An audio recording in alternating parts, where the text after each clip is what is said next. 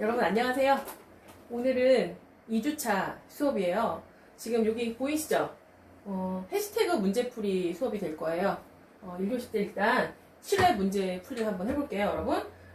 집에서 미리 좀 풀어보셨죠? 네, 선생님이 수업 시간에는 질문만 받고 그랬었는데 이렇게 화면으로 보니까 조금 더 문제를 자세하게 풀어볼 수 있을 것 같아요. 그래서 한 문제 한 문제 차분차분 선생님과 같이 풀어보도록 합시다.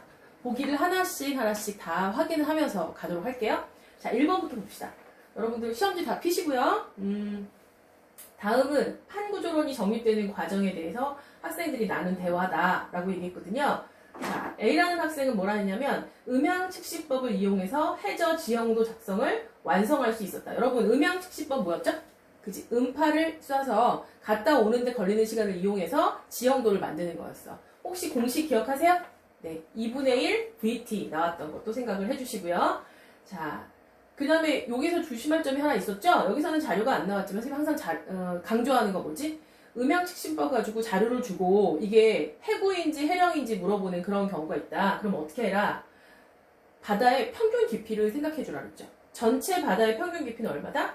4,000m, 4km가 평균 깊이라 했다. 그러므로 깊이가 4km보다 얕아. 예를 들면 2km나 3km 뭐 이렇게 나온다 그러면 해령이라 생각을 해주시고요. 그 다음에 이제 그거보다 깊어서 6이나 6km 또는 8km 이렇게 나오면 해구라고 생각을 해주시면 됩니다. 그리고 이제 해령 부분에서도 점차적으로 가운데로 높아지게 되면 해령이라 생각해 주시고요. 한쪽 지역만 슉 올라와 있다. 뭐 이렇게 나온다 그러면 해산이나 열점이라고 생각을 해주셔야 한다고 했습니다. 자, 일단 음향측시법을 이용해서 해저 지형도 작성을 완성할 수 있다. 이제 학생 A는 맞는 말이죠. 그 다음 자력계를 이용한 고지적인 연구를 통해 지구 이상 줄무늬가 그러니까 자기 이상 줄무늬가 어디가 틀렸죠? 해구가 아니고 뭐라고 해야 돼? 해령을 중심으로 그치 해령을 중심으로 대칭성이 나타나는 걸 찾아서 해저 확장설의 기본이 됐던 모형이었어요. 그죠? 그 다음에 표준 지진 관측망 설치를 통해서 섭입대 주변에서 진원의 깊이를 분석할 수 있었다. 그렇죠? 처음에 해양적 확장설, 해저 확장설이 나왔을 때 해령을 중심으로 판이 점점점 어떻게 그러니까 판이 아니죠. 그때는 이제 해양 지각이겠죠. 해양 지각이 점점점 양쪽으로 멀어진다. 이렇게 얘기를 확장이 된다라고 얘기를 했을 때 일부 과학자들은 뭐라고 했어? 이렇게 되면 해령부에서 계속 확장이 된다면 전 세계가 다 바다가 되겠냐? 막 이렇게 약간 조롱적인 얘기를 했었는데 나중에 어떡하죠? 이렇게 섭입대에서 진원분포를 보니까 해구 쪽에서 어떻게 하는구나 얘가 섭입을 하는구나 그래서 전체적인 면적에는 큰 변함이 없다는 걸 알게 됐죠. 그래서 학생 C도 맞는 말. 답은 어떻게 돼요? A, C 3번이라고 보시면 되겠죠. 이제 문제를 풀기는 풀었지만 우리가 여기서 알아야 될 거 한번 얘기해봤어요. 음향측시법 자료 해석하는 거 다시 한번 생각해 주시고 그 다음에 이제 해령을 중심으로다. 해구가 아니라 그쵸?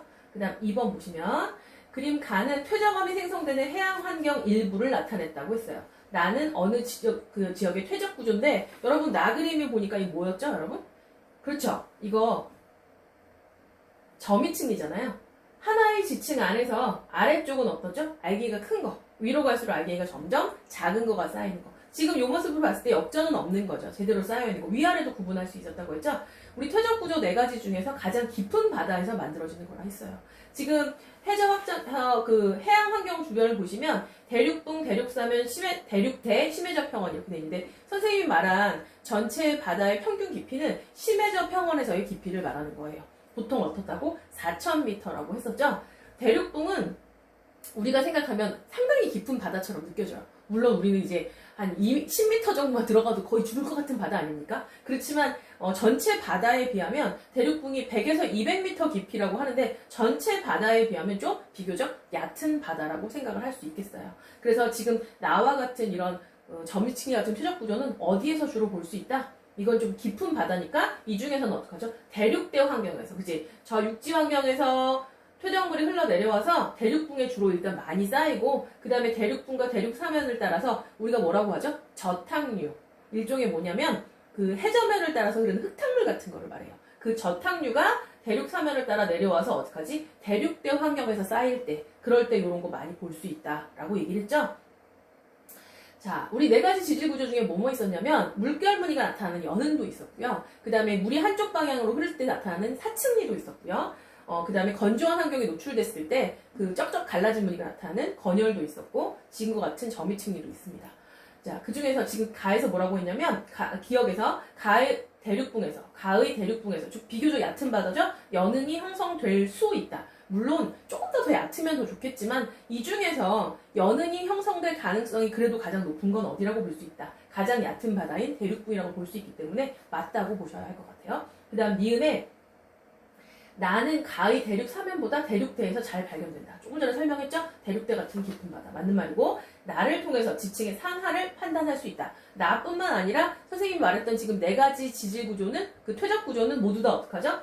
상하를 판단하는 기준이 됐었죠. 한번 복습해 볼게요. 점유층리 같은 건 RDA가 커야지 밑에였고요. 우리 사층리는 어떡하죠? 사층리 이렇게 쌓일 때 여러분 보세요. 위쪽은 넓고 아래쪽은 좁게 쌓여야죠. 그래서 위아래를 이렇게 구분할 수 있어야 되고요. 연은 같은 경우는 어떻게 됐더라? 이렇게 물결 무늬가 있는데 뾰족한 곳이 위죠. 동그란 게 아래 나타나야 되고 자, 건열은 이런 식으로 쐐기 무늬가 밑으로 터진 부분이 위로 나타났을 때 위아래를 구분할 수 있다 생각하시면 돼요. 다른 건 잘 구분하는데 사층리가 다소 힘들 수 있으니까 모양 다시 구분해 주세요. 보통 하나의 이렇게 층리면에서 자, 사층리가 이렇게 나타납니다. 이렇게 나타난다. 선생님 조금 더 잘 볼 수 있게 다시 한번 그려볼게요. 자, 사층리 이렇게 하나의 지층 안에서 사층리 이런 식으로 나타나게 되죠.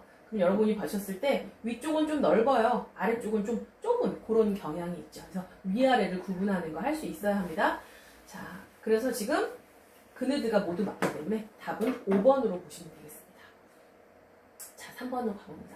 그림은 어느 해 우리나라에서 발생한 기상현상을 나타낸 거라고 했는데요. 가는 뇌우, 나는 집중호우, 다는 우박을 나타냈어요. 얘네들의 기본적인 특징은 어떡하죠?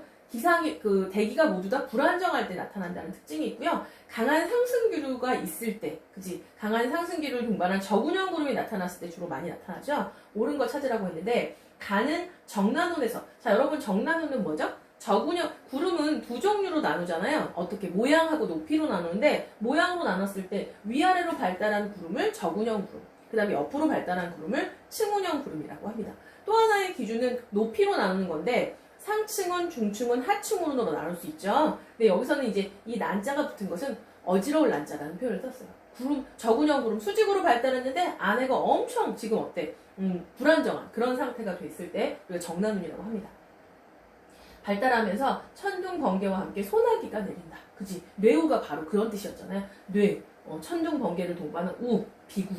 그래서 기억은 맞는 말이고요. 가와 나는 강한 하강기류가 아니라 뭐라고 하셔야 돼요? 강한 상승기류. 그죠? 하강기류가 아니라 상승기류다. 그 다음에 다는 주로 한여름? 여러분, 물론 한여름에 저군형 구름이 잘 생길 수는 있어요. 왜냐면 지면이 빨리 가열이 되기 때문에 상승기류가 많이 발달하는 건 맞아. 그렇지만 우박은 뭡니까? 얼음덩어리가 떨어져 내려야죠. 물론 구름 안에 작은 얼음덩어리가 있더라도 여름이면 지상의 기온이 너무 높아요. 내려오다가 어떡하지? 이거 다 녹을 거야. 그래서 한여름엔 조금 발달하기가 어려울 거예요. 저군형 구름은 되지만 우박은 다소 어렵다. 사실 그래서 우리나라에서 우박이 잘 발생하는 계절이 언제냐 그러면 대체로 봄, 가을이라고 생각을 하셔야 된다 그랬어요. 겨울은 얼음이 내리는 차가운 공기는 괜찮지만 지면이 많이 냉각이 되어 있기 때문에 저군형 구름이 다소 생기기가 어렵겠죠. 그래서 그래도 우리나라에서 조금 자주 발생하는 것은 봄, 가을이라고 생각을 하시는 게 맞다. 근데 굳이 여름하고 겨울 중에 찾아라 그러면 여름은 진짜 안 된다고 얘기했잖아요. 녹아서 내리기 때문에. 그래서 디귿은 틀린 말, 3번은 기억만 맞다고 1번을 답으로 하시면 되겠습니다. 자, 4번으로 가서요. 자, 4번은 약간 우리가 생각을 좀 해줘야 하는 문제인데요. 여러분 요거 그림 많이 보셨을 거예요. 두 가지로 해석을 하셔야 되는데 일단 우리 지도를 볼까요? 굉장히 친절한 지도예요. 여러분이 아마 교과서라든가 수특이라든가 수능완성 이런 데도 이 지도를 많이 봤을 텐데 이 경우는 아래 대륙의 이름이 써있지 않아요. 근데 여러분 이 경우에 한번 아래 대륙의 이름도 확인하세요. 여러분들이 잘 착각을 하시는데 여기가 북아메리카죠. 그 다음 그 아래가 이게 남아메리카가 좀 잘려있는 지금 상태고요. 그 다음 이쪽이 유럽이고 유럽 밑에 아프리카 보이시나요? 네, 요렇게 원래 오른쪽이 유럽이고 왼쪽이 북아메리카인 모습이에요. 자, 여러분 이 결론을 보시면 여기에 있는 숫자가 이제 1억 년 전, 2억 년 전, 3억 년 전 이렇게 돼 있는데 이 숫자들은 뭘 의미한다? 5억 년 전까지 궤도가 서로 어때요? 달라. 그러니까 자기장의 북극을 나타낸 궤도가 두 개가 나왔잖아요. 같은 지시 5억 년인데 북극의 위치가 두 개가 나왔어. 이런 거 된다 안 된다? 안 되죠. 하나의 지질시대에는 하나의 자북이 있는 거죠. 물론 매 지질시대마다 자북극의 위치가 조금씩 달라지는 건 맞아요. 그래서 여러분 두 가지 해석하는 걸 얘기해 줄게요. 지금 1, 2, 3, 4, 5죠. 여기는 이제 100, 200, 300으로 나왔지만 자, 1, 2, 3, 4, 5라고 나와 있는 요거는 어떤 걸 의미한다? 각 지질시대마다 자북극의 위치가 조금씩 바뀌었다. 또 하나는 자북극만 바뀐 것이 아니라 대륙도 이동을 했다. 그 두 가지로 해석을 하실 수가 있고, 그 다음에 또 하나는 궤도가 이렇게 두 개야. 경로가 두 개로 나왔어. 이거는 뭐지? 각 지질시대에 자북극은 두 개일 수 없어. 하나밖에 있을 수가 없으니까 어떻다? 두 대륙이 이동을 했다. 근데 이동을 했다는 이거를 이제 역설적으로 약간 해석을 하셔야 되는데요. 자, 보세요. 지금 현재 두 대륙은 떨어져 있어요. 떨어져 있죠. 근데 요 경로를 합치면, 두 개를 합치면 두 대륙이 어떻게 돼요? 붙게 되죠. 붙게 되죠. 그럼 뭘 의미하냐면 경로가 합쳐졌을 때는 두 대륙이 떨어진 거고 경로가 떨어져 있을 때는 두 대륙이 붙어 있었던 거다. 이렇게 해석을 하셔야 돼요. 예를 들면 5억이나 4억이나 3억 이쯤 한 3억까지는 어땠어요? 많이 떨어져 있어요. 그럼 어떡하죠? 두 대륙이 그때는 붙어 있었다. 붙어 있다가 지금은 어떻다? 지금 경로가 지금 하나로 됐을 때 둘은 떨어졌다. 그래서 2억 년 전부터, 그렇죠? 2억 년, 이때부터 점점점 경로가 좁아졌다는 건 그때부터 두 대륙이 어떻게 됐다? 헤어지기 시작했다. 이해하시겠어요? 그래서 이 경로를 거꾸로 해석을 하셔야 돼요. 그럼 지금 이제 한번 봅시다. 그래서 이를 통해 과거에는 지자기 북극이 두 개, 이거 절대 안 된다 그랬죠. 지자기 북극은 한 시대에 분명 어떻게? 한 개밖에 없어야 돼. 그래서 기억은 틀렸고요. 니은에 약 5억 년 전 대륙의 분포를 알 수 있다. 그쵸? 지금 500이라고 써있는 게 5억 년이잖아요. 그때 이제 경로를 어떻게 하지? 하나로 합치면 그때 당시에 대륙이 어떻게 분포했다라는 걸 알 수가 있죠. 자, 디귿이 이제 문제, 디귿은 유럽 대륙에서 측정한 복각은 4억 년 전이 현재보다 작다라고 물어봤는데, 여러분 복각은 어떨 때 크죠? 자북극하고 가까웠을 때 복각이 커야 돼요. 그러면 이거는 4억 년 전하고 지금하고 봤을 때 언제 자북극과 가깝냐를 물어보는 문제죠. 자, 유럽이 어디 있습니까? 자, 이쪽이 유럽이죠. 유럽에서 측정한 복각은 자, 현재는 이렇게 했던 유럽과 4억 년일 때는 어떻죠? 4억 년일 때, 자, 유럽은 점선이었으니까 4억 년일 때 이만큼 떨어져 있어. 현재는 요만큼 떨어져 있어. 지금이 자북극과 더 가깝죠? 그러면 복각은 언제가 더 커요? 지금이 더 커야 되는 거죠. 4억 년 전이 현재보다 작다가 그래서 맞는 말이 되는 거죠. 그래서 여기 한 개라고 해야 되니까 틀렸고요. 이거 알 수 있고 이거 알 수 있어서 답은 니은 4번으로 하시면 되겠습니다. 잘 이해하실 수 있죠? 네, 그래서 4번에 선생님이 나중에 말한 거 이거 한번 다시 새겨보세요. 경로가 떨어져 있을 땐 두 대륙이 어땠다? 붙었다. 경로가 붙어 있을 땐 두 대륙이 떨어졌다. 이렇게 해석을 하셔야 됩니다. 네. 자, 5번에 화성암을 구성하는 광물의 크기가 다르냐. 항상 뭔가 어떤 실험이나 아니면 탐구 과정을 수행한다 그러면 제목을 보셔야 돼요. 자, 화성암을 구성하는 광물의 크기가 다른 이유. 우리 이미 알고 있죠. 뭐였죠? 마그마의 냉각 속도에 따라 다른 거죠. 그래서 아시다시피 심성암처럼 천천히 식은 애들은 어떻습니까? 천천히 식으니까 광물이 성장할 수 있을 만한 시간이 있었죠. 그래서 광물의 결정이 되게 크고요. 화산암, 밖으로 마그마가 분출이 돼서 갑작스럽게 빨리 식은 애들은 어떡하지? 결정이 성숙할 만한 시간이 부족했어. 그래서 어떡하냐? 입자가 굉장히 작다는 걸 이미 알고 있죠. 그래서 심성암은 조립질, 화산암은 우리가 세립질이라고 보통 표현을 하죠. 그래서 탐구 관계를 나타냈는데, 자, 관찰할 때 뭐라고 했냐면 화강암, 반려암, 유문암, 현무암. 여러분 아시죠? 화강암과 반려암은 심성암이고요. 유문암과 현무암은 어떡하죠? 화산암이었죠. 이제는 안 까먹고 있죠? 네. 그래서 결국 우리가 이제 이렇게 해서 표본을 관찰을 하고 그 암석을 구성한 알갱이 크기를 비교를 했대요. 그러고 나서 문제를 인식했어. 왜 알갱이 크기가 다르지? 그래서 가설 설정을 하는 거죠? 자, 가설 설정이 바로 뭐겠어요? 가설이라는 건 뭐냐면 정확한 것이 내가 예측하는 그 잠정적 결론이라고 생각을 하시면 돼요. 아마 이런 이유 때문에 뭐 알갱이가 달라졌을 것이다. 뭐 이렇게 얘기하는 거죠. 근데 뒤에 관찰할 때 보면 더운 물에 식힌 샤알레보다 얼음물에 식힌 샤알레, 더운 물, 얼음물 이런 거 보니까 더운 물이면 천천히 식을 거고 그 다음에 얼음물은 빨리 식을 거잖아. 그러므로 이제 가설을 뭐로 한 거야? 냉각 속도에 따라서, 그지? 혹은 냉각 속도가 빠르면 알갱이가 작을 것이다. 또는 냉각 속도가 느리면 알갱이가 클 것이다. 냉각 속도에 따라서 뭐 알갱이가 달라질 것이다. 이런 가설이 오겠죠?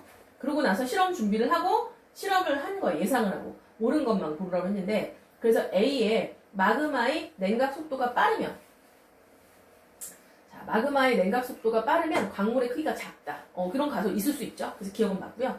자, B에서 보니까 그랬어.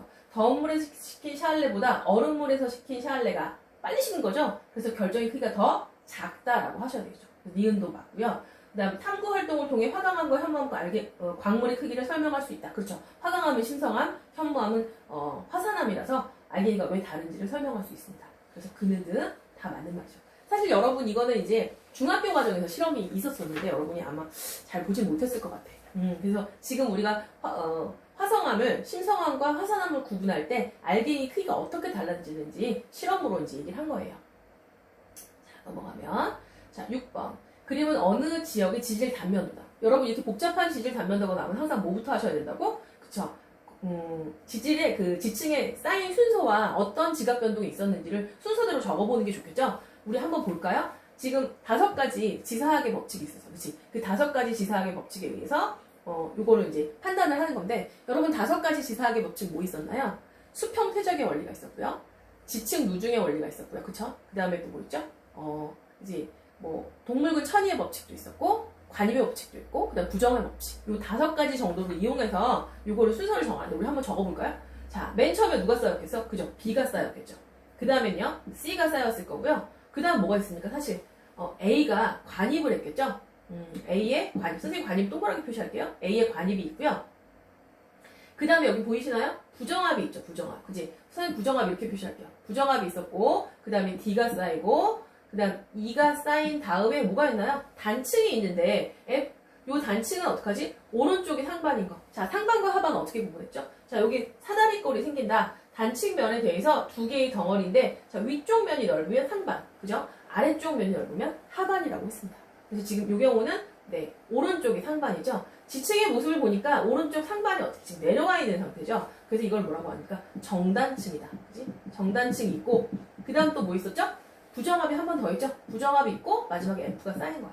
여러분 부정합을 보면 지금 첫 번째 부정합은 어땠죠? 위에 D하고 C가 어떻게 기울기가 똑같아요. 그러니까 첫 번째 부정합은 뭐예요? 이거는 평행 부정합이고요. 두 번째 부정합 같은 경우는 어떻게 했니? F쪽하고 E하고 이제 이 아래쪽 쌓인 게 아래쪽은 이렇게 비스듬하게 쌓이고 위쪽은 평행하게 쌓였으니까 각도가 달라. 자, 이런 거는 뭐라고? 이거는 이제 경사 부정합이라고 볼 수가 있겠네요. 그래서 일단 니은에 보시면 자, B, C, A, D, E, F. 예. 그래서 니은이 맞는 말이죠. 그 다음 정단층 존재한다. 여기 정단층이 있었죠? 맞고요. 경사부정합. 지금 두 번째 부정합이 경사부정합이었기 때문에 맞는 표현이 되겠습니다. 그래서 6번은 다 맞다고 생각하시면 되겠네요. 5번이죠. 자, 지금 선생님이 문제 풀 때 어떻게 했는지 보이시죠? 먼저 순서를 정하시고 순서를 정할 때는 지층의 이름만 쓰는 것이 아니라 부정합이 있었는지 혹은 단층이 있었는지 관입이 있었는지를 다 써주는 것이 여러분 좋을 것 같아요. 자, 7번을 봅니다. 표가는 어느 지층의 어느 지역 지층에 A부터 E, 그러니까 A부터 E가 지층이야. 그리고 거기에 산출된 표준 화석들을 얘기했대요. 그 다음에 사실 여기도 선생님 생각에 그냥 표준 화석이 아니라 그냥 화석이라고 했었으면 좋았을 것 같아요. 그렇죠? A부터 E에서 산출되는 화석을 나타냈고 나는 지층 A부터 E가 퇴적되는 동안 형성된 지층 기역, 니은, 디귿에서 산출된 화석을 나타낸 것이다. 했는데 사실 이거 그냥 바로 매칭시킬 수 있죠. 예를 들면 기역은 A, D, E, F가 나왔어요. 잠시만요. A, D, E, F. 요 세 가지가 들어있는 거야. 기역은 뭐야? C 지층으로 우리가 얘기할 수 있겠네요. 니은은 C, E, F만 있었대. C, E, F. 니은 지층은 B로 대입시킬 수가 있겠죠? 그 다음에 디귿은 B하고 E밖에 없었더니 여기 두 개네요. E라고 생각할 수 있죠. 자, 요렇게 매칭을 시키면 이제 다 끝났어요. 선생님이 이거 왜 표준 화석이라고 하지 않고 화석이라고 했으면 좋겠다고 하는지 이해하시나요? 표준 화석이었다면 예를 들면 이 같은 화석은 표준 화석이라고 말할 수가 없잖아요. 그쵸? 전체 지층에 다 나타났으니까 이거는 표준 화석은 좀 힘들겠어요. 그죠? 그래서 여기를 문제를 표준 화석 말고 뭐라고 하시는 게 좋겠다? 그냥 화석으로 생각하시고 자, 그리고 나서 지층을 찾았어요. 옳은 걸 고르라고 했는데 가 지층이 쌓인 시대를 2개로 구분할 때 여기서 2개로 구분할 때 우리가 지질 시대를 구별하는 기준은 2가지가 있었어요. 커다란 지각 변동이 있거나 또는 생물계의 큰 변화가 있을 때 여러분 생물계의 큰 변화라는 건 어떤 걸 말하면 되죠? 그렇죠. 생물이 멸종을 했거나 아니면 새로운 생물이 나타났거나 그래서 지금 딱 보시면 어디가 변화가 제일 큰가요? C하고 B 사이가 변화가 제일 크죠. 지금 예를 들면 지금 요 C라는 스몰 C라는 화석은 이때 어떻게 멸종을 한 거죠. 그 다음에 스몰 A하고 D 같은 경우는 이제 등장을 한 거고요. 물론 이쪽은 안 맞지만 지금 여기 보통 세 가지가 하나는 멸종, 두 가지는 새로 만들어졌어. 뭐 이렇게 되는 거야. 예를 들면 C를 갖다 지칭을 하고 싶다. 그랬을 때 어떻게 돼요? C를 냈다 그러면 D는 멸종, B는 새로 생성됐지만 다른 것들은 어정쩡하게 걸쳐있죠. 그래서 이것이 최대 많이 변화가 된 거를 BC라고 볼 수 있으니까 BC를 지질시대로 구분하는 기준으로 잡을 수가 있겠네요. 그래서 두 개로 구분할 때 가장 적합한 경계는 BC 사이다. 맞는 말이고요. 나에서 기억과 같은 시기. 기억은 아까 지금 했죠? C로 매칭했잖아요. 그래서 맞는 말. 그죠? 자, 맞고. 가장 오래된 거. 지금 가장 오래된 거. A 쪽이 가장 오래된 거죠? 지금 매칭시켰더니 누구? B가 제일 오래된 거잖아요. 그 니은. 디귿이 아니고 니은 지층이 가장 오래된 거라고 생각을 해주시면 되겠죠. 자, 어떻게 했는지 보셨죠? 지금 어떡하자? 지층을 줬으니까 지층에 있는 화석들을 줬으니까 화석을 저쪽에 가에다 매칭시켜서 어떤 지층인지 찾아주시면 될 것 같습니다. 자, 8번이에요. 수온 염분도의 서로 다른 해수 A부터 D의 밀도를 나타냈대요. 아시다시피 TS도는 오른쪽이 그러니까 X축이 염분이죠. 오른쪽으로 갈수록 염분이 높아지고요. 그 다음 Y축이 수온인데 위로 갈수록 온도가 따뜻해지는 그런 해수라고 볼 수 있어요. 자, 기억에 물었어요. A와 C의 밀도 차이는, 자, A하고 C의 밀도 차이는 지금 보시면 염분은 거의 비슷하죠. 근데 누가 밀도가 더 커요? C가 밀도가 더 컸어요. 왜죠? 수온이 낮아서. 그래서 수온보다 염분의 영향을 크게 받았다. 틀린 말이죠. 뭐의 영향을 더 많이 받는 거예요? 수온의 영향을 더 크게 받았다고 볼 수 있겠지. 그리고 대체로, 물론 이거 콕 집어서 말했지만, 그런 게 없이 우리한테 그냥 통상적으로 볼 때 수온하고 염분 중에 밀도에 더 큰 영향을 주는 게 누구라 생각하라 그랬어. 보통은 수온이다. 수온하고 밀도는 대체로 어떡하지? 서로 반대의 경향이 있는 거였잖아요. 근데 염분은 그렇지 않을 때도 있으니까 일단은 수온이 영향이 좀 더 크다는 걸 미리 알고 계시면 좋겠어요. 그래서 기억은 틀렸고요. 동일한 양의 해수를 혼합할 때 사실 여기 동일한 양이라고 그냥 했기 때문에 같은 질량인지 같은 부피인지가 좀 애매하긴 하지만 우리는 보통 이제 같은 양이라고 하면 질량으로 생각하시는 게 좋겠죠? 그래서 같은 질량으로 측정을 한다 그러면 어떻게 해야 되더라? 항상 뜨거운 물, 찬물 섞으면 미지근한 물이 되고요. 짠 거랑 싱거운 거 섞으면 적절한 짠 정도가 되잖아요. 그래서 어떡하니? 평균값. 그럼 색깔을 달리해서 해볼게요. A 같은 경우, 자, 어떻게 하죠? 수온 두 개를 섞었어요. 그러면 중간쯤 되겠죠. 요 정도 될 거고요. 그 다음에 A하고 C를 하고 있어요. 염분은 A하고 C가 별로 거의 차이가 안 나죠. 그러니까 한 요 정도? 요 정도가 이제 평균값이 될 거고요. 자, 우리 B하고 D는, 자, B하고 D가 수온이 이렇게 있죠? 그럼 평균 수온. 자, 이렇게 할게요. 그 다음에 염분이 이렇게 있으면 그것에 평균값 하면 어떡하죠? 요 있지. 그래서 B하고 D가 살짝 조금 더 등 염분선에 대해서 조금 더 오른쪽 아래로 내려와 있죠. 그래서 B와 D를 혼합한 해수가 A, D를 혼합한 해수보다 크다가 맞는 말이 되는 거예요. 그 다음에 A, B, C, D가 만나면 A가 가장 표층에 위치하려면 어떻게 해요? 밀도가 제일 작아야 되죠. 그래서 지금 등 밀도선에서 가장 왼쪽 위에 있는 게 누굽니까? A죠. 여러분 등 밀도선 A는 1.024로 가장 밀도가 작잖아요. 그래서 디귿도 맞는 말이죠. 그래서 니은 디귿에서 답을 4번으로 골라주시면 되겠습니다. 자, 이제 9번이요. 자, 태풍 얘기가 나와 있어요. 요즘에 여러분 태풍 지나간 지 얼마 안 됐는데, 그죠? 자, 9번에 뭐라고 했냐면, 그림 가는, 자, 19년 10월에 우리나라를 통과한 태풍의 이동 경로와 태풍 중심의 위치를 3시간 간격으로 나타낸 거래요. 그리고 표 나는 태풍 발생 현황을 평년하고 비교해서 나타낸 거라고 했는데, 여기에 보기가 하나 빠졌죠. 설명이 하나 빠졌더라고요. 어떤 게 빠졌어? 지금 밑에 있는 표를 보시면 위에 있는 숫자들은 발생한 수예요. 평년에 발생했던 평균 숫자를 말하는 거고요. 그죠? 그 다음에 두 번째는 2019년에 발생했던 그런 숫자를 말하는 건데 요 밑에 가로 안에 있잖아. 이 가로는 도대체 뭐냐면 우리나라에 영향을 준 태풍이거든요. 그 설명이 빠졌어. 단 가로 안의 숫자는 우리나라에 영향을 줬던 태풍이다. 그러니까 발생을 7월 달에 3.6개 정도 했는데 우리한테 영향을 줬던 태풍은 0.9개다. 이렇게 얘기를 하는 거예요. 평년은 평균값이기 때문에 이 소수점이 있는 거고요. 2019년은 소수점이 있을 수가 없잖아요. 태풍이 1.5개 이런 건 안 되니까. 그래서 여기는 숫자가 딱 정해져 있는 거죠. 예를 들면 7월 달이야. 2019년은 그 태풍이 총 발생한 개수가 4개인데 4개가 다 우리나라를 지나가면 우리는 큰일 나죠. 그 중에 1개만 우리한테 영향을 줬다. 예를 들면 6월 달에는 하나가 생겼는데 우리한테 영향을 주지 않았어. 일본적으로만 지나갔어. 막 이런 얘기가 되는 거예요. 그래서 여기에 그 설명이 좀 빠졌죠. 그래서 9번 문제 여러분 그걸 써놓으시면 돼요. 가로 안의 숫자는 뭐다? 우리나라에 직접적으로 영향을 준 태풍의 개수이다. 이런 걸 적어놓으면 될 것 같아요. 그래서 옳은 설명 찾으라고 했는데요. 가에서 서울은 태풍의 위험반원에 위치하냐? 여러분 아시죠? 자, 여기 위치를 다시 볼까요? 지금 태풍이 진행 경로가 있으면 오른쪽을 우리는 보통 위험반원, 그지? 북반구는 오른쪽이 위험반원, 남반구는 그 다음에 이제 왼쪽을 안전반원이라고 했었잖아요. 그래서 지금 서울은 어떡하지? 왼쪽에 위치했기 때문에 뭐예요? 위험반원에 위치하면 틀렸죠. 안전반원에 있는 거죠. 그리고 우리 풍향 이제는 안 까먹으셨죠? 수영하는 걸 선생님이 얘기해줬어요. 오른쪽 위험반원 시계 방향, 왼쪽 안전반원 시계 반대 방향으로 풍향이 바뀐다고 얘기를 했습니다.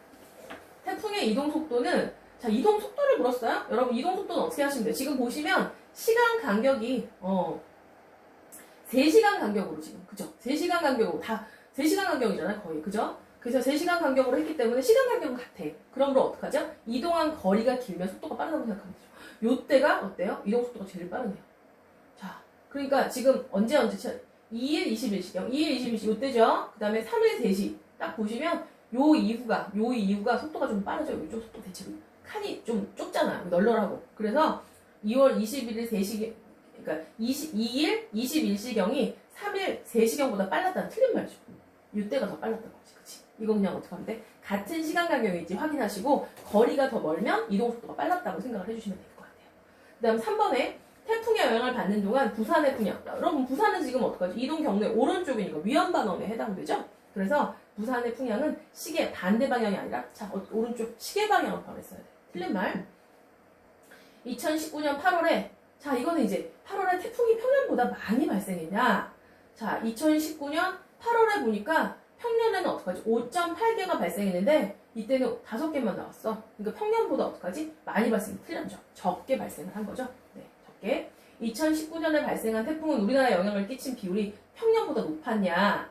자, 평년에는 어떡하죠? 8월에 그러니까 2019년에 발생한 태풍은이니까 그냥 전체적으로 보시면 되겠어요. 전체적으로. 그죠? 그래서 지금 전체적으로 평년은 어떡하죠? 25.6개가 발생을 해서 우리한테 영향을 주는 게 3.1개 정도 영향을 줬는데 2019년은 28개가 발생해서 7개가 발생했죠? 여러분. 그러니까 언제? 이때가 우리한테 영향을 주는 그 비율이 평년보다 높았다가 맞는 말인 거예요.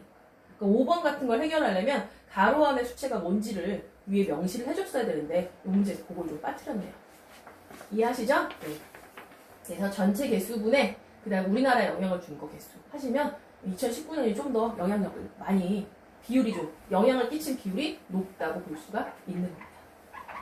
문제 이런 이제 자료 해석 같은 것들은 여러분 좀 하실 수 있죠? 네, 차분차분 읽어보시면 할 수 있을 거라고 믿습니다. 자, 10번 문제. 10번 문제도 다음은 겨울철 대표적인 별자리 오리온 자리. 여러분 오리온 자리 보신 적 있죠? 아마 이 별자리를 다 보진 못했을 것 같고요. 요런 거 또로로 3개의 별이 붙어있는 것은 서울 한복판에서도 겨울철에는 자주 볼 수 있는 별자리랍니다. 그래서 이제 오리온 자리가 이렇게 있는데 자 왼쪽 위에 베텔게우스가 있고요. 오른쪽에 리겔이 있었어요. 그리고 오른쪽에 설명이 나와 있는데 베텔게우스는 태양 질량이 약 10배지만 질량이 10배라고 했어요. 그 다음에 반지름은 800배. 다라는 뭐뭐뭐에 해당하냐? 이렇게 물어봤어요. 그리고 태양 자리에 놓으면 목선까지 삼키는 크기다. 반지름이 엄청 크다. 목선까지 반기는 그 삼키는 크기니까 반지름이 10배라는 의미가 그런 걸 말하는 거죠. 그 다음에 평소 붉은색을 띠는 이 별은 겉보기 밝기가 0.2등급에서 1.2등급까지 변하는 변광성. 즉 변광성이라는 건 밝기가 변하는 별을 말합니다. 겨울에 흔히 보이는 별 중 하나이고요. 리겔은 오리온 자리 오른쪽 아래에 있으면 평소 흰색 또는 약간 청색을 띠는 흰색으로 보인다. 이렇게 나왔습니다. 사실 여러분 여긴 잘 안 나왔지만 여기 이제 베텔게우스가 평소 붉은색 띈다고 했죠. 평소 붉은색. 그 다음에 리겔은 흰색 또는 청색. 그러니까 리겔의 온도가 훨씬 높다는 거 알고 있죠. 우리가 별들은 파란색 쪽일수록 그죠? 온도가 높고 흰색이면 10,000켈빈 이상이 되는 그런 별이라는 거. 청백색 정도 띄는 거죠. 그 다음에 붉은색을 띄었으면 한 3000켈빈 정도의 표면 온도를 받는 거야. 그러면 적색인데 그래서 얼핏 색깔만 생각하면 적색 거성이라고 생각할 수도 있어요. 근데 사실은 베텔게우스는 여기 반지름이 800배고 온도는 절반. 여러분 우리가 어떤 걸 생각할 수 있냐면 사실 HL 도상에서 거성과 초거성을 얘기했을 때 보면 보통 초거성은 광도가 태양 광도의 어느 정도 보통 10,000배 이상 그지 거의 10,000배 이상에서 한 10만 배, 막 이 정도 됐을 때 우리가 초고성이라고 볼 수 있거든요. 그래서 지금 보시면 옳은 걸 찾으라고 했는데 기억의 별이 단계 중 기억에 해당하는 거성이냐, 붉은색이니까 적색거성으로 오해할 수도 있지만 실제로 베텔게우스는 초거성이에요. 그래서 여기 문제는 잘못됐죠. 거성이 아니라 초거성이냐 이렇게 물어봤어야 해요. 실제로 알아두세요. 베텔게우스는 초거성 정도 되고 태양 광도에 10,000배 정도 되면 10,000배 이상이죠. 10,000배 이상이 되면 뭐라고? 초거성 쪽이라고 생각할 수 있겠다. 10,000배 내외에, 그지? 1,000배에서 10,000배, 막 요 사이면 우리가 거성이고요. 그거 이상이 됐을 때 10만 배나 100만 배, 막 이렇게 되면 우리는 초거성이라고 생각을 하셔야 돼요. 자, 그 다음에 사실 그러면 이거는 어떻게 알 수 있어요? 이게 반지름이 800배라서 이게 선생님이 지금 광도 얘기를 했는데 우리 광도 L은 어떻게죠? 저번 시간 선생님이 지난주에 광도에 대해 설명했잖아요. 온도의 4제곱, 반지름의 제곱의 관계가 있다 그랬어요. 반지름이 지금 800배래요, 여러분. 800배. 그럼 800배면 아래 800이 들어가야 돼. 그럼 800에 제곱하면 어떻게 돼? 6, 4, 2, 3, 네. 벌써 10,000배가 넘어갔죠?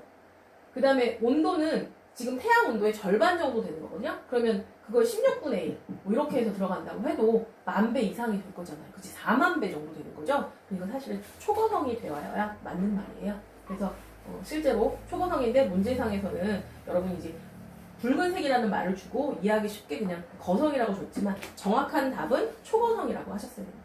그래서 일단 기억은 잠깐 보류를 하고요. 베텔게우스는 리겔보다 표현 온도가 더 낮아요. 붉은색이고 청색이니까 리겔이 더 높죠? 틀린 말. 그 다음에 베텔게우스 자체가 이렇게 일단 거성이든 초거성이든 뭐를 지는 사실 거성이면 약간 애매해질 수가 있죠. 왜냐면 적색거성이면 이게 어떻게 될 수 있어? 태양 정도 질량을 가진 애가 뭐가 됐다가 적색거성이 됐다가 다시 어떡하지? 백색외성으로 갈 수도 있잖아요. 여기서 틀린 말이에요, 여러분. 지금 태양 질량이 10배 정도 되면 사실은 어떻게 되죠? 나중에 초신성 폭발을 해서 중성자별 정도 되는 그런 애들이거든요. 그래서 디귿을 틀렸다고 보려면 기억의 답을 거성이 아니라 여기를 초거성으로 하셨어야 답이 맞아요. 그래서 기억만 맞는 거라 1번인데요. 여러분 알아두세요. 자, 요거 생각하시면 태양 광도에 한 10만 배나 100만 배쯤 되면 초거성이라고 생각하자. 10,000배보다 작았을 때, 그지? 한 1,000배에서 10,000배 정도 되면 우리가 적색거성이라고 생각을 하시면 될 것 같아요. 그런 기준을 하나 알아두시면 조금 더 문제 푸는데 쉽게 다가갈 수 있겠죠? 그래서 10번에는 그걸 한번 고쳐주시면 좋겠어요. 9번에서는 아까 좀 설명이 좀 빠져 있었고 10번은 문제 자체 거성이 아니라 초거성으로 알아두시면 됩니다. 그래야 디귿이 또 실만이 되는 거잖아요. 자, 11번 볼게요. 다음은 심층순환에서 염분이 해수의 침강 속도에 미치는 영향. 아시다시피 염분만 얘기하는 거니까 소금물을 넣었을 때 침강을 빨리 하는데 소금물의 농도가 더 진할수록 어떡하지? 빨리 침강을 할 거니까 P 지점에 더 빨리 도달을 하겠다. 뭐 이렇게 얘기가 되는 건데 지금 실험 1에서는 어떻게 했죠? 100ml에 소금을 얼마 녹였어요? 5g을 녹였거든요. 근데 실험 2에서는 소금의 양을 1g으로 5분의 1로 줄였어요. 그러면 요 종이컵 안에 들어있는 소금의 농도가 낮아졌죠? 그러니까 어떡하지? 침강을 잘 안 하겠죠?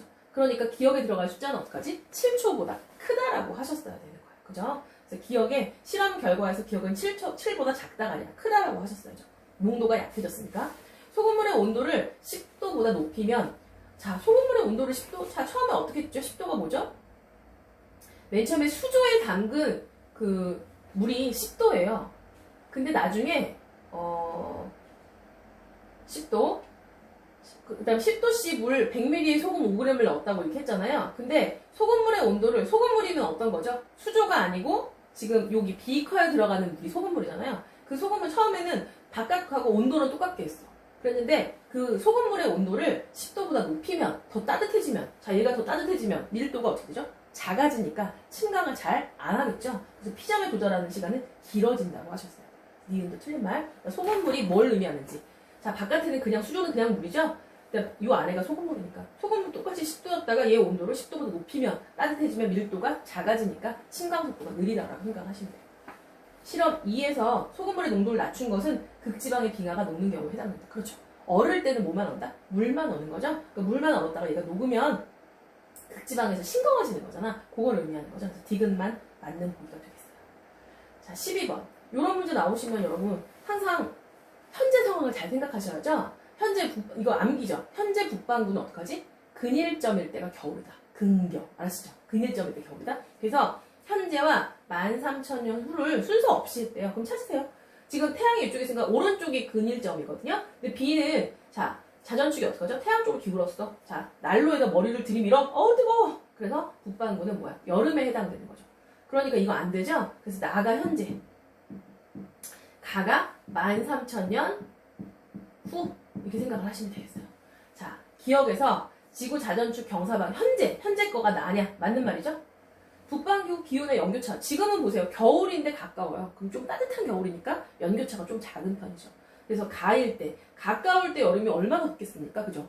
그죠? 그래서 가보다 나일 때가 크다가 틀린 말이죠. 가일 때가 더 커야 돼요. 연교차는. 그 다음 D은 A부터 D 중 남반구가 여름인 거 우리랑 항상 반대니까 북반구 겨울인 거 찾으면 되겠다. 그지? 그래서 어떡하지? A. 그 다음에 또 이 중에 북반구 겨울인 거 어떻게 D. A하고 D지? 그래서 A하고 D. 맞는 표현이네. 기억 디귿 4번으로 골라주시면 되겠죠? 뭐 하나 암기해두라고요? 현재 북반구는 근일점일 때가 겨울이다. 그리고 나서 차분차분 풀어주시면 될 것 같습니다. 13번 갈게요. 자, 13번에 뭐가 나왔냐면 남방진동지수. 뭐예요? 엔소 지수죠, 여러분. 엔소 지수는 어디에서 어디를 빼? 지금 여기에 설명은 안 나와. 여기 밑에 나와 있죠. 남방진동지수는 타히티 해변. 자, 타히티면 여기 뭐죠? 자, 180도를 기점으로 해서 약간 오른쪽이면 뭐야? 동태평양이죠. 동태평양 해변기압에서 해변기압 편차에서 다윈 해변기압 편차. 여러분, 편차를 빼는 거죠. 그러니까 이 타히티가 평상시보다 기압이 높으면 플러스일 거고요. 다윈이 평상시보다 기압이 낮았으면 마이너스가 되겠죠. 플러스에서 마이너스를 빼니까 그때 플러스 뭐 이런 식이 되는 거예요. 그런데 여러분 아시다시피 평상시에 어떻게 했죠? 무역풍 때문에 자 동태평양에 따뜻했던 물이 어떡하지? 서태평양으로 갑니다. 그래서 이쪽이 대체로 따뜻했어요. 따뜻하면 상승기류가 있기 때문에 평상시는 여기가 뭐죠? 따뜻해서 자 상승기류가 있어. 저기압이고요. 그 다음에 여기는 하강기류가 있어. 고기압이죠. 여기는 밑에 용승이 있기 때문에 좀 차가웠잖아요. 이게 평상시 모습이에요. 평상시. 그러면 엘니뇨 라니냐 시기가 되면 어떻게 되죠? 이게 더 강해지니까 더 저기압이고 더 고기압이야. 그래서 라니냐 시기가 되면 뭐가 된다? 라니냐 시기가 되면 플러스 값이 되는 거죠. 자, 엘니뇨 시기가 되면 어떻게 해요? 무역풍이 약해지니까 데워진 물이 조금 적게 가죠. 그래서 이쪽의 온도가 덜 올라가요. 그러니까 평상시보다 기압이 다시 높아지게 되는 거죠. 평상시보다 높아지고 여기는 평상시보다 좀 따뜻했기 때문에 기압이 낮아져. 마이너스에서 플러스를 빼니까 뭐가 됩니까? 마이너스 값이죠. 그래서 엘니뇨 때는 남방진동 지수가 뭐가 됩니까? 마이너스가 되는 거죠. 기억을 해놓으셔야 돼요. 그래서 지금 보시면 플러스인 A가 뭐예요? 라니냐. 그 다음 마이너스인 B를 엘니뇨라고 하고 문제를 푸시면 되는 거예요. 자, 기억을 잘 해놓읍시다. 남방진동 지수는 어디에서 어디를 빼는 거다? 타히티에서 다윈의 그 기압 편차를 빼는 거라고 생각하시면 돼요. 자, A가 지금 라니냐니까 A 시기는 엘니뇨 틀렸죠? 라니냐니까 무역풍에 생기는 A가 B보다 강하다. 그지? 라니냐 때 강해서 생기는 거죠? 니은 맞는 말. 동태평양 적도 부근 해역의 연안 용승은 자 이쪽의 연안 용승은 어떨 때? 많이 가야 밑에서 올라오게 되는 거죠? 그래서 언제 때? 라니냐 때가 더 심한 거잖아요. B 시기가 A 시기보다 강하다. 틀린 말이죠. 엘니뇨 때는 안 가니까 용승이 약해서 이쪽에 바닷물이 따뜻해지는 거였어요. 네. 니은만 맞는 표현이니까 기억 1번을 골라주시면 되겠습니다. 남방진동 지수가 뭔지 생각을 해주시고 하나 더 주의할 점 동태평양, 서태평양을 얘기하실 때 여러분 경도 보시면 오른쪽 끝을 동태평양이라고 보시면 실수하기 쉬워요. 보통 자료를 줄 때는 어떻게 한다? 180도를 기점으로 살짝 이거 보세요. 경도 150도 정도밖에 안 됐잖아요. 그죠? 끝까지 가지 마시고 거의 중앙태평양인데 180도에 대해서 오른쪽에만 있으면 여기 이 부분을 동태평양이라고 보시고 그죠? 서태평양 이쪽 끝으로 보시면 되는 거예요. 그래서 이걸 너무 대륙 끝까지 가지 말자. 이렇게 위치 자료 볼 때 그거 좀 조심하셔야 될 것 같아요. 자, 14번은 지금 여러 가지 별들의 자료를 줬고요. 그 다음에 이제 HR도성에서 무리를 줬어요. 지금 여기 나와 있는 거 보면 아시겠지만 보통 이쪽 가가 이제 거의 적색거성 부분이잖아요, 여러분. 지금 보시면 절대 등급 차이가 어느 정도 태양이 보통 5등급 정도 차이가 나잖아요. 그러니까 태양을 기점으로 했을 때, 그지? 태양의 절대 등급이 한 4.8, 5등급이니까 요쯤 G등급에다가 여기에 이제 태양이 있는 거잖아요. 그런데 적색거성을 보면 절대 등급 마이너스 5등급. 지금 차이가 얼마 났어요? 10등급 차이 나죠. 5등급 차이가 밝기가 100배니까 10등급이 10,000배. 아까 얘기했죠? 그래서 10,000배 정도 되면 초거성이, 거성이 있고요. 그죠? 그거보다 더 이상해. 이 위에 가 있을 때가 보통 우리 초거성이라고 얘기하는 거잖아. 그래서 10,000배 정도까지를 뭐라고 하자. 그냥 거성이라고 하자. 그거 이상이 됐을 때 초거성이라고 하자. 이렇게 생각하시면 돼요. 자, 별의 밀도를 물어봤는데 여기서 아시다시피 별의 밀도는 어떡하죠? 다. 이 수축한다고 생각하시면 되죠. 백색외성이 밀도가 제일 컸고요. 그 다음에 반지름은 어떡하죠? 가 쪽으로 왔을 때 크기가 컸죠. 그래서 별의 밀도는 가가 다보다 크다. 틀린 표현. 자, 그 다음에 여기다 한번 표시를 해볼까요? 시리우스 B는 절대등급이 플러스 11이래요. 플러스 11쯤 되고요. 분광형 A, 시리우스가 여기쯤이네요. 얘는 뭐야? 백색 외성이거든요. 그 다음에 백조자리 A는 플러스 7, 플러스 2 정도 되고요. K5, 여기 백조자리, 여기 있네. 주계열인데 요쯤 된 거죠. 그 다음에 스피카는 B1이면서 마이너스 3.6, 마이너스 3.6. B1이면서 약간 여기 스피카, 이쯤이겠네요. 스피카, 이쯤 있겠죠? 그래서 시리우스 B, 여기 있네요. H열도의 다에 해당하냐? 맞는 거죠. 주계열에 머무는 기간을 물어봤는데, 우리 어떻게 별들은 항상 진화속도는, 그죠? 질량이 크면 진화속도가 빨라야 되는 거죠? 지금 보시면 누가 더 질량이 큰가요? 지금 스피카가 질량이 더 크잖아요. 그래서 스피카는 더 빨리빨리 진행을 할 거야. 그래서 그 머무는 시간은 누가 더 길어야 돼? 백조자리 A가 더 길어야 되는 거죠. 그래서 스피카가 백조자리 A보다 길다는 틀린 말이 되는 거죠. 이거는 어떻게 한다? 지금 주어진 자료를 오른쪽에 있는 표에다 이렇게 표시를 하셔서 어떤 별의 위치에 있는지를 여러분이 확인하시면 디귿을 풀 수 있을 것 같아요. 항상 별의 진화 속도는 어떡하지? 질량하고 비례죠. 질량이 크면 진화 속도가 빠르다. 자, 5번. 그림 가나다는 서로 다른 외계 행성 탐사 방법으로 발견한 외계 행성의 물리량을 나타낸 거다 했거든요. 그래서 직접 관측한 거, 도플러 효과 이용한 거, 그 다음에 식현상 이용한 거 이렇게 세 가지를 줬어요. 그리고 이건 오로지 뭡니까? 주어진 자료를 그냥 해석하는 거고요. 우리가 알고 있는 걸 조금 더 이제 여기다 적용을 시키면 되는 거예요. 가에서 발견한 외계 행성들은, 자, 가에서 발견한 거 지금 볼까요? 가에서 발견한 걸 보니까, 자, 지구가 여기 있잖아요. Y축이 질량인데 지구보다 질량이 훨씬 큰 애들이네요. 그래서 대부분 지구보다 질량이 크다. 맞는 말이죠. 그 다음에 나에서 발견한 외계 행성들은 지금 나는 도플러 효과 이용하는 거였죠. 도플러 효과는 뭐였죠? 별과 행성이 공통 질량 중심을 축으로 어떻게 하냐? 회전을 하니까 별이 나한테 다가오거나 멀어질 때 파장 변화가 나타나는 걸 이용한 거였어.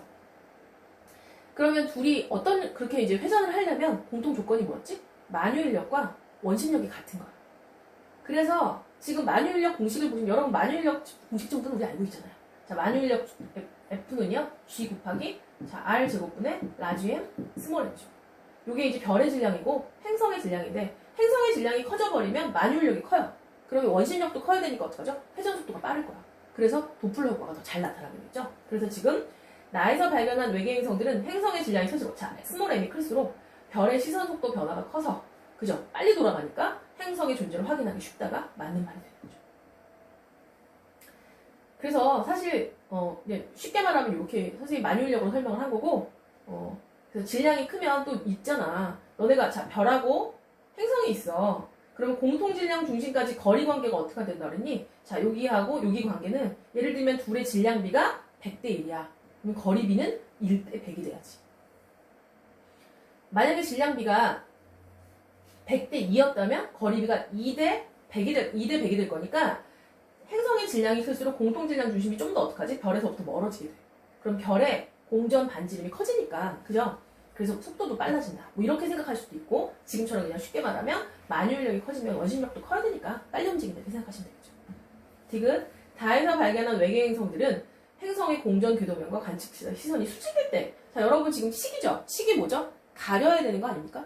가리려면, 자, 요렇게 별이 있고 행성이 요 앞으로 이렇게 지나가야 되잖아요. 혹은 여러분 이렇게 돼도 되죠? 이렇게 지나가도 되죠. 이렇게 가려야 되는 거잖아. 이게 가려야지만 식이 일어나는 거지. 그러면 관측자가 쳐다봤을 때 공전 궤도면이 내 시선과 어떻게 해야 돼? 나란해야죠. 만약에 수직이면 어떻게 되죠? 별이 있고 행성이 이렇게 돌아요. 그럼 가려 안 가려? 절대 안 가죠. 이럴 땐 나타나지 않습니다. 그래서 수직일 때 관찰할 수 없어요. 나란할 때 관찰할 수 있는 거죠. 그죠? 그래서 디귿이 틀린 거. 기억 니은을 맞다고 보시면 되겠습니다. 자, 16번. 자, 여기서는 은하를 분류한다고 했어요. 우리 허블 선생님께서 은하를 오로지 모양으로만 분류하셨죠? 그거 그대로 보시면 돼요. 뭐뭐가 들어가는지 볼까요? 모양이 규칙한가요? 아니오에다 뭐 들어가면 돼요? 여기에 불규칙 은하 들어가면 돼요. 나선팔이 존재하나요? 아니오에 타원 은하 들어가면 돼요.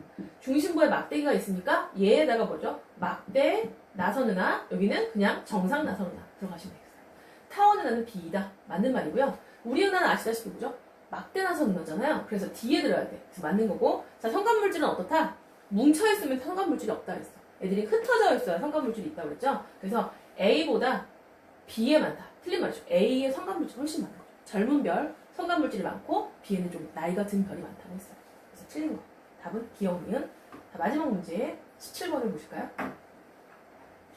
자, 그림은 허블 상수를 구하기 위해서 관측한 ABC 관측 결과, 은하 ABC 관측 결과라고 했는데 ABC가 같은 시선 방향에 있대요. 그러면 허블 법칙 자체는 딱 뭡니까? 거리랑 후퇴 속도가 비례야. 거리가 1이면 후퇴 속도 1이야. 거리가 2면 후퇴 속도 2야. 이렇게 생각하시면 돼요. 그래서 그래프의 기울기가 허블 상수다. 그쵸? 여기가 V는 HR. 그래서 우리가 이 H가 1차 함수의 기울기잖아요. 그래서 허블 상수다. 맞고요. A로부터 후퇴 속도는 A가 봤을 때 자, B까지는 얼마 떨어진 거? 1 떨어진 거고요. C까지는 2 떨어진 거 아닙니까? 그러면 후퇴 속도도 어떡하죠? C가 B의 2배다. 맞는 말이 되는 거죠. 우리 은하에서 봤으면 우리 은하에서부터 보셔야죠. 적색 편이량 자체가 자, V는 또 어떻게 구할 수 있죠? 람다 제로분의 델타 람다 곱하기 C. 자, 요게 적색 편이량이잖아요. 적색 편이량이 이퀄 뭐라고? 후퇴 속도라고 생각하시면 되는 거죠. 광속이 일정하니까. 그래서 관측한 적색 편이량은 C가 우리보다 그러니까 A는 거리가 1이야. C는 우리로부터 거리가 3이야. 그러니까 C가 A의 3배에다가 맞는 말이 되는 거죠. 그래서 그네들 다 맞는 말이 됐습니다. 그래서 5번을 골라주셔야겠어요. 자, 이렇게 해서 선생님이랑 해시태그 문제 같이 풀어봤고요. 다음 시간에 또 다른 문제로 만나도록 하겠습니다. 우리 만나기 전에 항상 어떡하죠? 먼저 풀어보시고 선생님 풀이랑 비교를 해주시면 좋겠고요. 벌써 질문하는 친구들도 있는데 밴드를 이용해서 여러분 선생님한테 개인적으로 이렇게 질문을 해주시면 성심성의껏 최대한 빨리 질문에 답을 해주도록 하겠습니다. 네, 다음 시간에 뵐게요.